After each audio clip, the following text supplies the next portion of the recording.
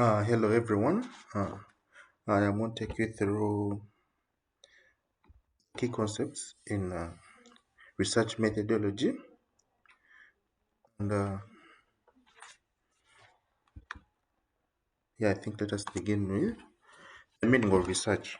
Now, research is scientific and systematic search for knowledge. In research, there's art of scientific investigation, systematic, sorry, a systematized effort to gain new knowledge and movement from the known to unknown. Now, this what it means. Giving an example, for example, in the year 2020, when at the height of COVID, vaccine companies like Pfizer came out with a new vaccine, and to test that if it was effective, they gave it to a few. They got a few sample from the population, and they gave them with this, and those who like yeah, okay, they just got a few sample whether they were sick or not, and they give them this vaccine to see if it helps. And at the time, it was said that the Pfizer vaccine was suitable for the what? It was good enough to fight the the COVID virus. When we come here to Uganda, when they were studying, why are there many border accidents in Kampala? That was around 2016. They got a few samples of border people or border men, and they were asked and they were interviewed as to what they think. And they also, these people who are making these, who are creating this data, also made observations. There was interview and they made observations. So all that is gathering data. Now, in research, it involves problem definition. Now, for the case of the borders, problem definition was the accident. You get so then from the problem you form an hypothesis. Or hypothesis for formation can be like there are many accidents because of the overspeeding of the border riders, or or there are many accidents because of the high numbers of borders on the Kampala streets. Then after forming that hypothesis, we collect the data, that was the interviews, the observations from these different individuals who are collecting the data. Then after all that, you analyze the data you have gotten. So after all that, research seeks truth through objective and systematic methods. So these people got the truth, and they realized that okay, so some of the things they realized that there were many accidents of border riders because of the reckless driving of these drivers. They were very reckless, and they rarely followed road signs. So that was gotten from the observe the as well includes the systemic methods used.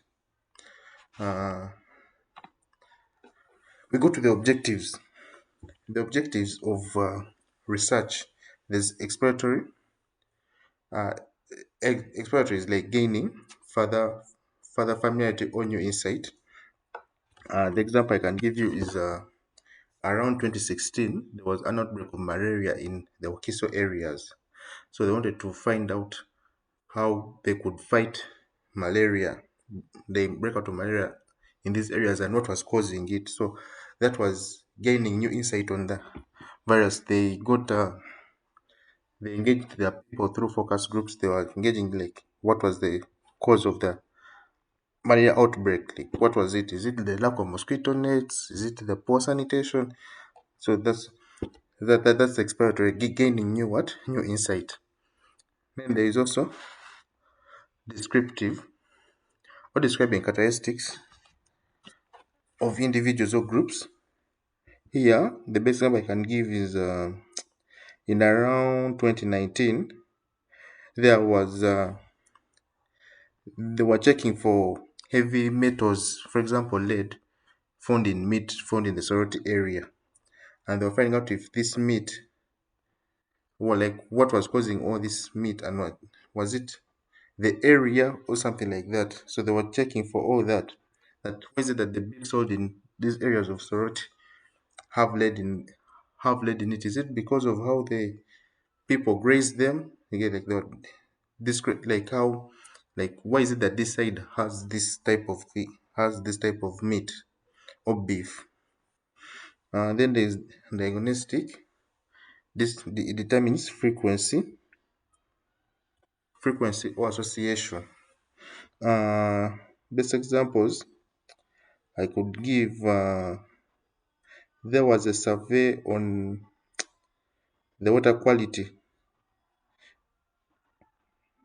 and this water quality and like the water quality in Kampala areas around 2015, and we're trying to see if this water quality was brought to by poor sanitations, in the areas of Kampala and Wakiso. So they were trying to diagnose what is causing the poor quality water in these areas. Yes, and the last is hypothesis testing, and what? Hypothesis testing, which is tests causal relationships. Here, best way I can explain it is okay, like causal relationships, like if one action affects the other. For example, in farmers, rural area farmers, they were seeing if they wore protective gears. If they wore protective gears, would they reduce the rate of poisoning they will get? Because every time they used to spray these pesticides, many of them would get issues of what? Poisoning, poisoning. So they were saying if they wear protective gears, can it reduce that? So that was best example of relationship, that with protective gears, can it help them reduce these effects of pesticide what? Poisoning. So that's a relationship, like with protective gears, it reduces the poisoning. That's what they're trying to test for. So go to the motivations in research. One is academic, degree, and career development. Uh, Now, for example, students in the Uganda Virus Research Institute, they can search for maybe malaria resistance drugs, intestinal viruses, and it could be like an assignment like the one we're doing now, and they get marks. So that's like a career advancement, or they get a reward like a degree. Then it could be intellectual curiosity. One Now curiosity is like asking questions. In other words, like one can ask themselves, like for example, the example I used of border borders. Why are there very many border accidents in Kampala? And then be like, you know what, let me go and carry out research and see what causes them and what solution can take place. uh the other one is solving practical problems. For example, let me use an example of poverty in Uganda. Like in Uganda, there could be high rates of poverty, and the government is trying to reduce those the problem of poverty. So they can carry out research and see and go to these areas, what causes poverty in these areas, and then they get the data and they see what causes the poverty, and they try to solve that problem of poverty. And then there is desire to serve the society. Someone could carry out research because they for the good of the society. What is causing the malaria outbreak in my area, in my community? I go and I carry out research. Oh, there's poor disposal of waste. Oh, there are very many ponds in the area. People don't drain them. Oh, the people don't have mosquito nets. So, oh, this helps the what? Helps the society. Someone has a desire to help to serve the society, and they carry out this research. Then there's recognition and respect. People can go and carry out research to get recognition or respect from their community. The best example I can give, though it's not here in Uganda, but someone who I know is called Sir Francis Galton. He's a polymath and statistician. He was British, passed on, but he's remembered for that. So someone, maybe if he's like a hero to someone, or maybe someone is inspired by such a person, they may want to go and carry out this research so that they can be remembered in history or they can be respected. Uh, yes. Another one is government directives and employment conditions. Uh, For example, the one of getting of poverty. In order for government to carry out a directive, they may have to first carry out a research to say, you want to reduce poverty. Yes, they want to reduce PDM. But is PDM the solution? Is price development the solution? Then they first go and carry out research. See, okay, if you had to put money in these people's pocket, how will they use it? Where will they use it? And then those are the government directives. So those directives are going to encourage people to carry out what research, or it could be an employment condition. Maybe you work for an Bureau of Statistics, and they're carrying out statistics on the number of let me say the number of children. Just give an example out there. So that's an employment condition. So you have to go and carry out research, the number of children born, or the number of people who get sick in malaria in hospitals. Okay, so that's an employment condition that you have to carry out. Because you have to carry out research. Then we go to the types of research. There's descriptive. Describes the state of affairs. Here, like this is like descriptive, like this research shows you how the country is running. For example, the poverty rates in the country, the maybe the dependence rates, how people depend on the government, the number of people depend on the government, unemployment rates. This type of research, that's what it shows you. Uh, Analytical uses existing data for evolution. So now, from descriptive, we can go to analytical. Now you have the unemployment rates. Okay, so yeah, we have the unemployment rates. How can we solve unemployment in the country? You use the unemployment rates. You see, okay, we can do this, we can do that, we can empower them in this way, we can empower them in that way. To what? To help. Now this is what an analytical research. Then there's applied. Applied. This solves immediate practical problems. Now, in fact, from analytical, now you apply your research. You say, okay, for example, descriptive, you found out that the high poverty rates. Analytical, you found out from if you had to put money in people's pockets, you're going to increase the demand, and then hence boost the economy. Okay, so you go to applied. Then let us bring in the price development model to solve to solve their problem. So that's what applied research is. Then there's fundamental research. This develops theories and generalization. So you can have a generalization, and that, okay, let me say theory. You can say most rich people live in Kampala. That is a generalization and a theory. But where does that theory come from? Maybe observation. You have observed the area, and you're like, most rich people come from here. Most rich people live in Kololo. Most poor people are in the ghettos. You get, so that's a generalization from what you're observing. Then you have qualitative data. Now, rather qualitative research. This one is numerical measurements and analysis. Here we are going to use numbers. You get like the poverty rates. The, like to find out the poverty rates, you're going to use numbers. You're going to use it's going to be numerical measurements. You get like they're going to give you numbers. Maybe if they say that eh, for someone to be poor, they must be earning less than $1 a day. So you're going to get all these people earning, and then you get the poverty rates in the country. Then there's qualitative. Qualitative. This is me in my personal thing. I feel this is like feeling based, like our feelings. That's why it's social attitude, behavior, and motives. The best example is maybe rating a restaurant or rating a hotel. You can have a meal, and then after the meal, they come and they what? Maybe they come and they give you let me say piece of paper or something where they are rates excellent, good, fair, bad, and tell you to tick. So maybe it may depend on your mood. The meal might be good, but your mood is bad, and you put fair. So it depends on one's moods and what behavior. Maybe you have used a online service, and they put rate and they put stars, and maybe the service was bad, but at the end of the day, you got what you wanted, and you enjoyed it. So you're like, you you give them 5 stars. Depends on your mood. Then there's conceptual research based on abstract ideas and theories, when mainly based on theories. Like the one I gave, the one of most people live in Kololo, almost poor people live in the ghettos. So you go, it's based on that. So you go and carry out further research based on the theories. Then empirical research based on observation and experiment.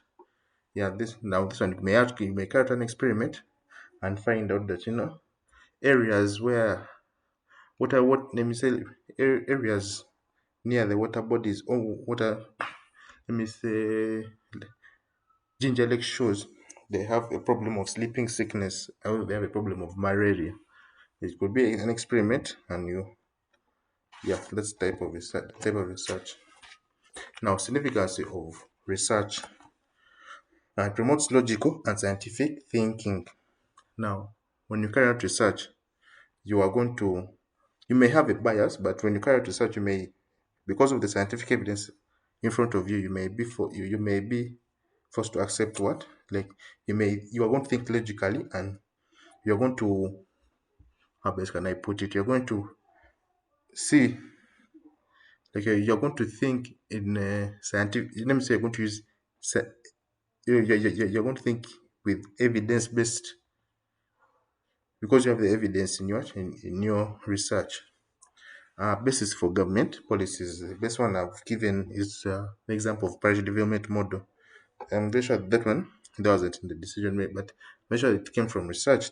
Like if you have to put money in people's pockets, it cannot. It can help out. It can help them. There's It improves business decision making. Yes, when business are going to make decisions, if you have to expand, if you should invest in this, if you should buy this, businesses first make research. The market, is that market suitable for, like if you have to go there, is the market suitable for us? If uh, if we are to go to if we are to, let me say, open another branch in another district, let me say in Arua, let me say it's a bank expanding, bank X, they have a branch in Kampala, but they say if you have to expand to Arua, shall we get money, shall we get the customers that we are trying? So that they have to carry that research, they have to go and say, okay, these people, they earn this amount of money, they don't have where to keep it, but if you have to bring a bank there, they have where to keep it. Supports economic planning. Yes.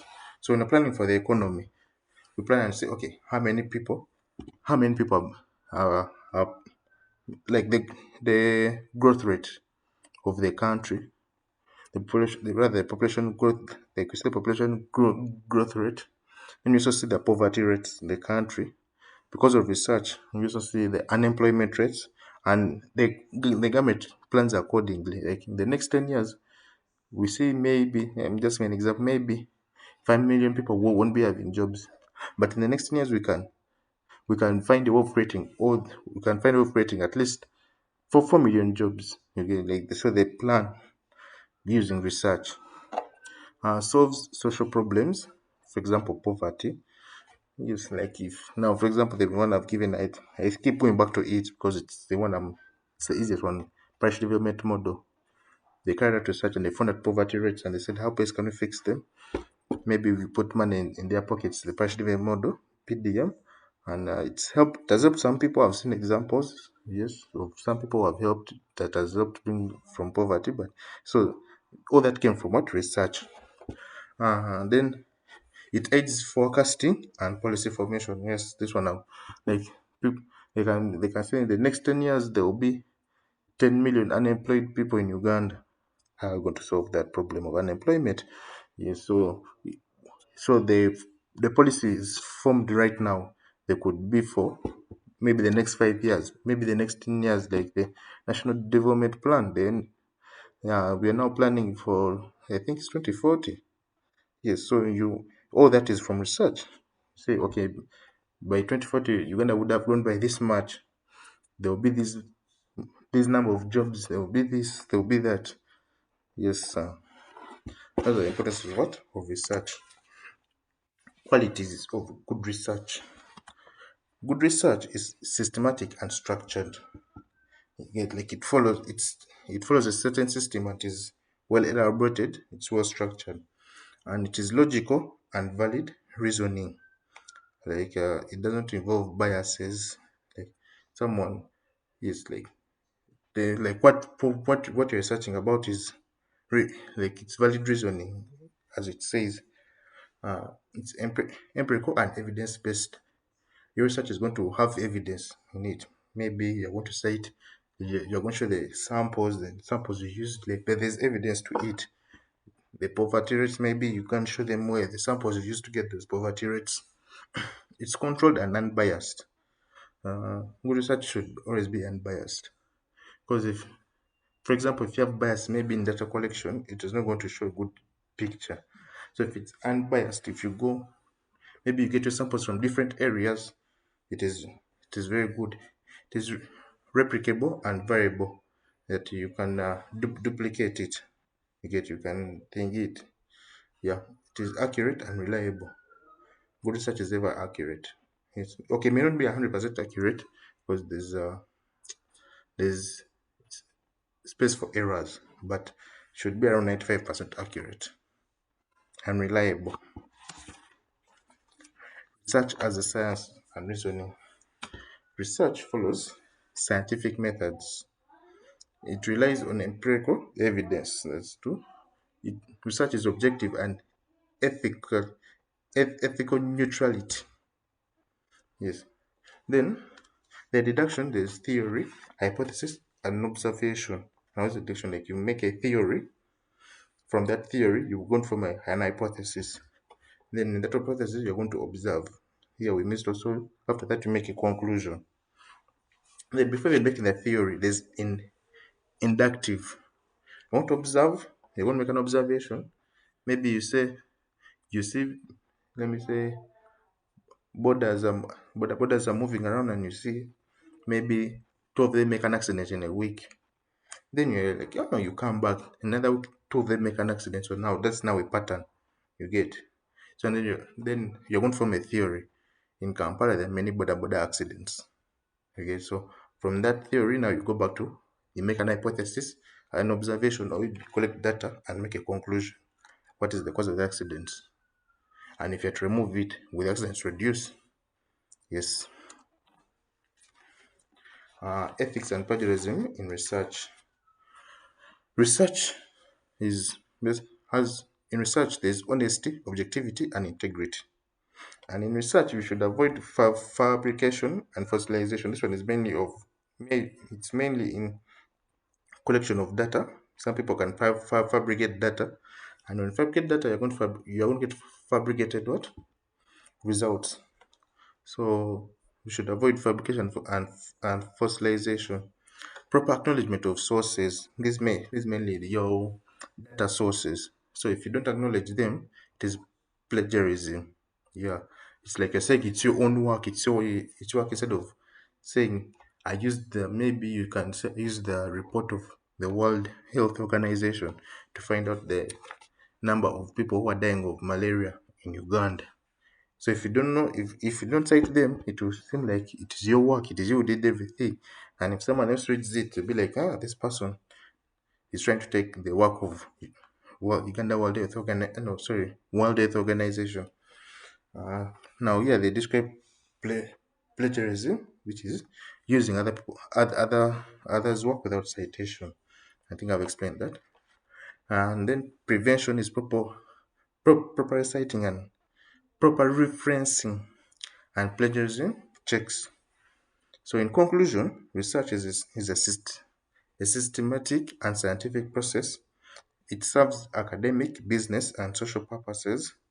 Good research must be logical, objective, and ethical. Ethics and originality are essential in scholarly work. Thank you very much. As I've concluded my work and my research, and that's what we got. Thank you for listening to me.